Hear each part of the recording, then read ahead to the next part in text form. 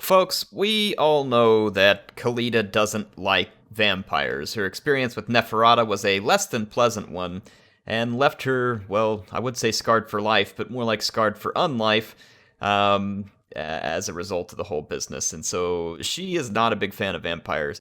And you know what? Archon kind of likes mixing with vampires, and so Khalida had had enough of that. She pulled together the other lords of the Tomb Kings in a giant Tomb King civil war against the followers of Nagash. So we do indeed have Setra the Imperishable on his chariot supporting High Queen Khalida as well as the Grand Hierophant Ketep. And Ketep is ignoring the memes today and making his presence known on his chariot, actually. That's right.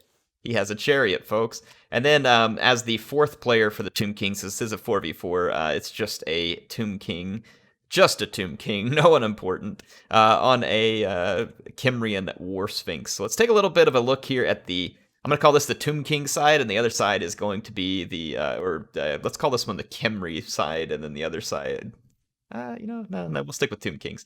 Tomb Kings and followers of Nagash, okay? That's the way we're going to split this up.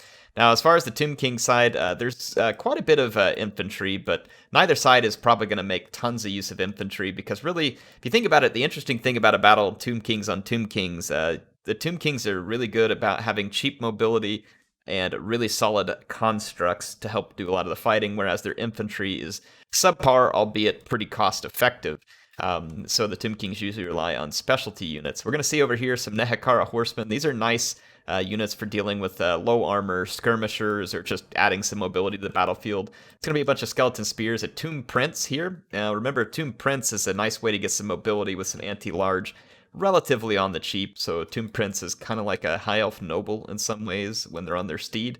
We do have the Tomb King here on the War Sphinx, and he has got a Lich Priest Lore of Light nearby with the Net of Amontok, and looks like Banishment for support as well.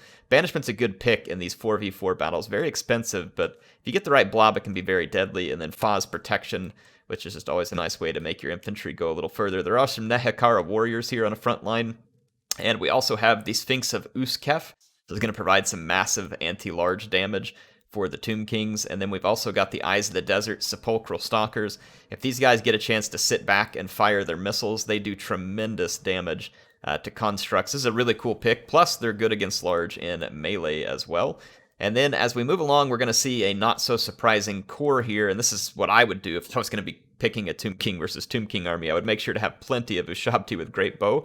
These guys are good against a lot of other factions, and they're particularly good against Tomb Kings because they're really good against monsters and single entities and just large units in general.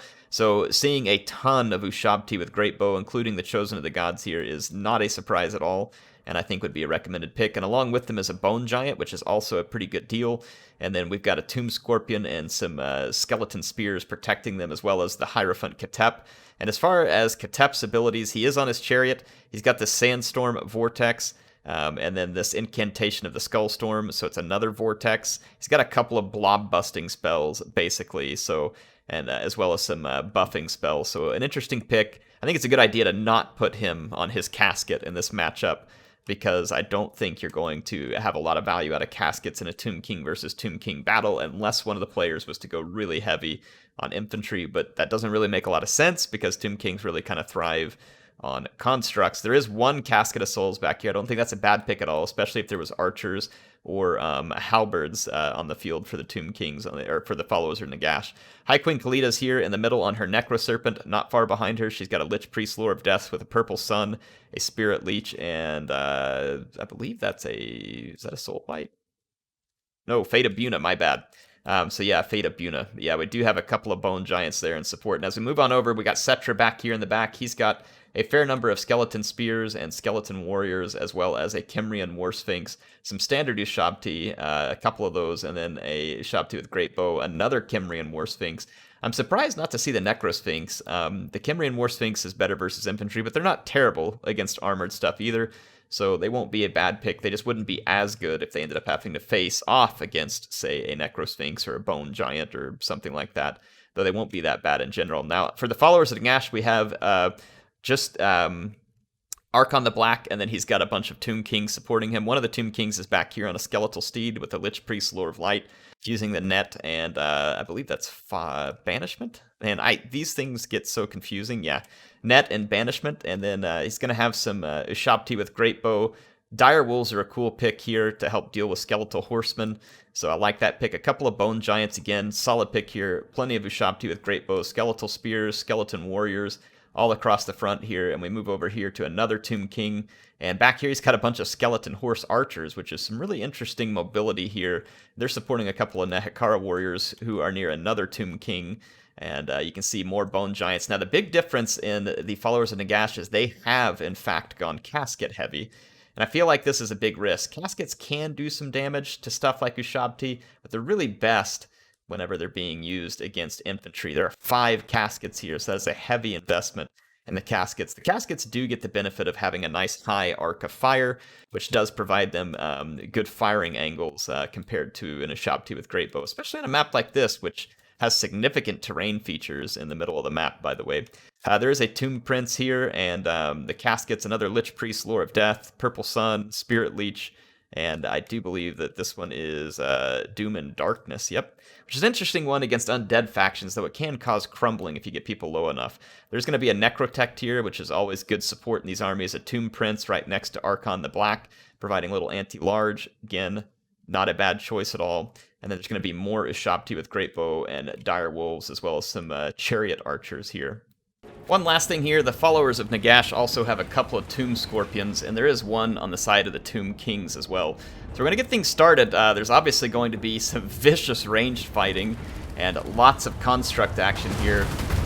Constructs obviously perform best, though, when supported by infantry blobs, and so that's why you're going to see a lot of these players still bringing some cheap infantry like Skeleton Spears and Skeleton Warriors, and there are a few Nehekara Warriors, which, again, could come in handy if they get matched up against a lot of cheaper skeleton stuff. So you're going to see crisscrossing casket fire here, though. The casket fire from the followers of Nagash, obviously, much more significant, but look, it did hardly anything, even though it impacted a pretty large blob of Ushabti. It's just not well suited to that. However, the Ushabti have a lot of distance to close, and they have to worry about line of sight issues in order to fire at the units that they need to. Now, the Tomb Kings are going to get a little aggressive here with the Tomb Scorpion. It's getting a little beyond its support, and you can see a big movement of Chariot Archers and Skeletal Horsemen moving to the flank here. However, there is a Kymrian War Sphinx, which is the Tomb King, a Tomb Prince, and a Sphinx of Uskef here, so there's some significant anti-large over here, as well as their own Nehekara Horsemen. And that was, oh, that net, ooh, that was brutal. Very nicely done by the followers of Nagash, holding all those units in place, at least for a moment. And if we swing back to the center, you can see that the Ushabti for the Tomb Kings moved up, destroyed one of the caskets very quickly, and that's going to really hurt the followers of Nagash. That is a bunch of money that they have invested. And then clear over here on the other flank, you can see these Ushabti clipping straight through the landscape. C8, please. And you got an interesting engagement started here. These Skeleton Spears are not going to be able to defeat everything rolling towards them. The caskets are firing this way, attempting to help a little there, and I'm going to swing back this way so we can catch as much of this fight as possible. May not always have a ton of close-ups here, but really want you all to catch the fight. Look at this Tomb King, the Nehekara Horseman now free, and this Tomb King gets himself absolutely trapped, and he is going to get crapped on by a combination of Tomb King, Necro Sphinx, and Tomb Prince. He is in big trouble. So this flank started out very interesting, I think, for the followers of Nagash, and has now soured a little for the followers of Nagash. But they've pulled up through a Ushabti with Great Bow. Can they provide some support? Some focus fire would do a ton of damage to the Tomb King or to the Sphinx of Uskef. So curious to see what happens there. Look at this, Bone Daddy broken through the lines. Is he going to go sniper to sniper? Oh, he started the fire and then pulled off of it. This fight right here in the middle is actually going really good for the Tomb Kings and not so good for the followers of Nagash. They're reinforcing with a Tomb Scorpion and a Necrotech. I don't know if it'll be enough to stop this, though. I don't know if it'll be enough. Let's take a look around here. They still got a casket in the back. There's still some carrion and bats. No, just carrion in the back. I was wondering if we had bats there as well. So pretty brutal fight in the center. You can see the fight on the left actually already kind of swinging in the favor of the Tomb Kings, though. There's some Dire Wolves trying to hold out a little longer over here, but I think the followers of Nagash are in a little bit of trouble. They do have a couple of Bone Giants and a lot of Ushabti with Great Bow, though. If they focus, they can certainly keep that flank a lot more contested. Though on the right-hand flank, the Tomb Kings are now pushing forward with Nehekhara warriors, and Great Bow have not been able to focus out either the Tomb King or the Sphinx of Uskef. Nice banishment here. It's actually going to get some decent damage done from the followers of Nagash. And so because of that, the followers of Nagash are losing their flank over here. They don't have anything to hold it. Their infantry's already gone, and these units did not focus out the key units, and so now these big anti-large units are moving in and really, really punching into the flank of the followers of Nagash. Over here, look at the Sepulchral Stalker. Very nice positioning. They're just sitting here, and they are being able to fire into basically whatever they want. Here, they're mopping up a Skeleton Warrior, and now they're targeted on a Bone Giant, so they're going to be able to do some serious damage. The missile attack on these Sepulchral Stalkers is very, very good, and if you use it to its fullest, it can create big problems for your enemies. Yeah, this is going to be a problem here. There's nothing to hold back the units and allow these skirmishing constructs to do what they need to. So it's going to create a big issue for the followers of Nagash. And all this money invested in caskets, imagine the difference now had it been invested in more to hold back these units so that their own skirmishers could make the difference here. You can see the Ushabti with Great Bow for the Tomb Kings pushing up, while the ones from the followers of Nagash are having to run away and fall back while being chased, and that puts them in a very bad situation indeed. See a big fight over here. The caskets are really kind of undefended. We've got the summoned Ushabti in the middle of that fight. Over here we do have Arkhan the Black, and he is taking on some chariots from the Tomb Kings, some skeleton chariots. He's got a decent number of kills, and you can see the fight here in the middle was brutal, but it's going to go in favor of the Tomb Kings and not the followers of Nagash.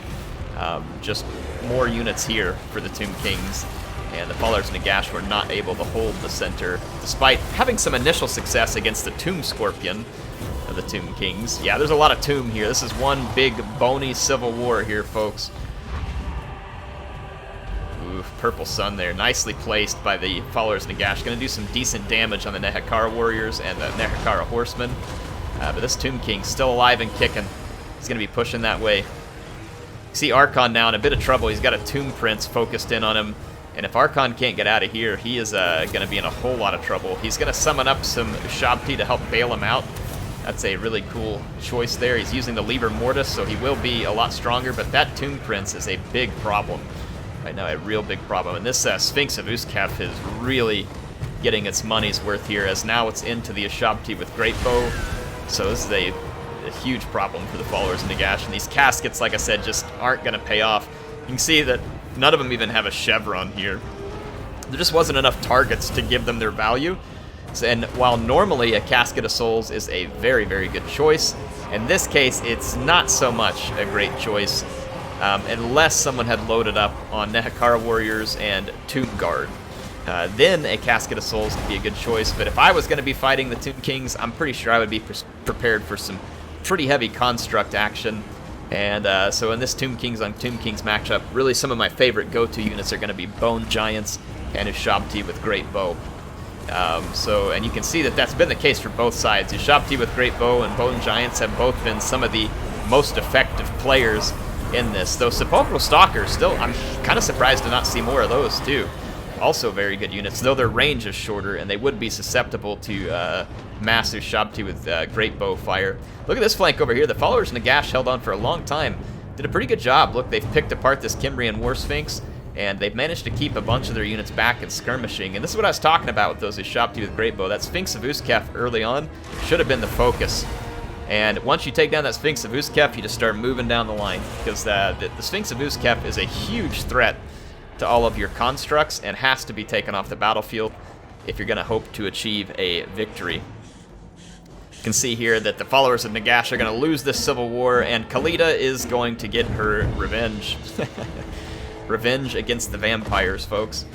So Khalida, none so happy with Arkhan siding up with those vampires, the likes of which Neferata was a part of, and she's going to have her vengeance here. Get you all a little bit of cinematic glory as this one finishes off. There's not much left. The last few units of the followers of Nagash are soon to hit a crumbling state. Oh, Khalida took a big one there, though. That was a big shot from the Bone Daddy on top of the hill over there. Holy crap, man, this game is pretty even years later. I can't wait for Warhammer 3. Hopefully they make it even more pretty and easier on the frame rates. Oh! Khalida's revenge was costly. Yikes. She's re-dead. She went from undead to just dead. This Sphinx of Uskep, though, folks. I know you can't see the chevrons that this thing's gained, but I'm guessing that this thing has had some tremendous value in this fight just based on what it's been fighting. It's going to get netted here, though, at the last second by that Lich Priest and the Bone Boys, but there they go, too. They're gonna be having some trouble with their own. See how quickly it can lose some hit points if it gets a little bit of focused fire. That's it for the followers of Nagash, folks. Settra came back here and finished off the Lich Priest. He is imperishable, unlike Khalida, who is quite perishable. Anyway, so a victory for the Tomb Kings in this Civil War. This is kind of cool. Cool idea to have the Civil War. Should we do more of these? I know we did some FFA Civil War, which is a fun way to do some Civil War. But this is also an interesting way to do some Civil War action amongst the factions. And really appreciate all the participants sending this one in. Styx, Reezery, Stormrunner, Stormblast, Elizio, Lord of Cats, Zul'jin, and Pout. Thank you all for participating. Let's just kind of look at some notable kills here. Look at this Lich Priest here. He must have gotten a good Purple Sun off. And the Great Bow very much alive to the end of the fight, as well as the Bone Giants. And so despite Khalida having been sent back to the dead, she did a good job. Nice kills on Grand Hierophant Ketep here, so very well used. I know we didn't get to catch his action the whole time. It was a busy battle with a lot going on. I was just kind of doing my best to cover it, but very nice use of Ketep. And then Stormrunner here with Khalida, keeping the key units. Sorry, I was looking at the wrong army. We already looked at Stormrunner's army. Styx here. Really like all the horsemen there as potential mobility in case it needs to be used to slow down Ushabti with Great Bow. And other units that might be trying to flee away. The Sepulchral Stalkers, the Eyes of the Desert, did a good job. So I like the combination Tomb Prince, Lich Priest here. Good stuff. And then Storm Blessed here with his 2 Kimrian Sphinxes. They got a decent number of kills. One even picked up a chevron, it looks like. But we're in the end killed. But Settra the Imperishable living to the end, killing that final Lich Priest. Doing a good job of supporting Elizio here with his followers of Nagash. Interesting pick with the Skeleton Horse Archers. They didn't work out here. If you think about Skeleton Horse Archers, though, they're not going to be great against constructs because they don't have any armor piercing. So unless you got a spell that will knock some armor off, I'm not sure about this pick, unless it was just meant to control potentially Nehekara Horsemen or other Skeleton Horsemen, which could make it an interesting pick in that case. Lots of Ushabti with Great Bow, don't disagree with that at all, though not all of them were able to really get their money's worth here. This one picked up a chevron along the way. Lord of Cats with the Carrion and the Scorpions. This Lord of Cats did a lot more fighting on the front line here. He also was in command of Arkhan the Black, who did manage to get a few kills, but Arkhan's army mostly put down here. Interesting Skeleton Chariot Archer number of kills here, so not bad, able to get in and do some damage. Neither one picking up a chevron, but probably that was the Nehekara warriors, I think, that were on that flank. So not bad overall. Zul'jin with the Bone Giants and Ushabti with Great Bow. Don't disagree with this pick at all. That's a very nice skirmishing build. Pout was the one who had all the caskets here. And again, unless the enemy came heavy with infantry, which they might, right? As a response thinking, oh, there's going to be a whole bunch of constructs. Maybe we tank up on bows and halberds. That is something you could do. And this would be a good answer to that. And despite getting a fair number of kills on a lot of these caskets, again, you can see that none of them picked up a chevron. And in the end, were just very expensive and not able to deal with all of the leftover Ushabti with Great Bow and Sphinx units. So again, that is probably just kind of matchup dependent on whether this would work. Whereas normally, you can't have enough caskets in a big team battle. But in a Tomb Kings on Tomb Kings, kind of becomes a bit of a different story there. Anyway, hope you all enjoyed this awesome Civil War. I had a lot of fun with this one. Appreciate those folks submitting it. If you want to play in cool battles like this, come join our Discord. I got a link in the description. We'd be happy to have you there. It's an awesome community. We keep it clean, keep it fun. It's a good, positive place to be, especially in a world that seems to constantly be full of a lot of negative stuff. We keep the Discord very positive. Folks are friendly. They'd be welcoming to you. We have a lot of other content creators posting stuff there. In fact, there's some really cool content I think I'm going to make a video out of that came from Felcon recently. who's a big-time tournament player, a very competitive player. Anyway, there's a lot of people posting it. What I'm saying is it's an awesome community. You should join it. Not just for me, because it's going to be fun for you. I actually don't get anything out of it. Discord's not monetized for me. The reason why I'm always encouraging you all to join is just because it's awesome, and I want you to come be a part of it. Anyway, hopefully y'all enjoyed this one. HeirofCarthage signing out for now. I'll be back soon with some more Total War Warhammer 2 action, and I will see you then.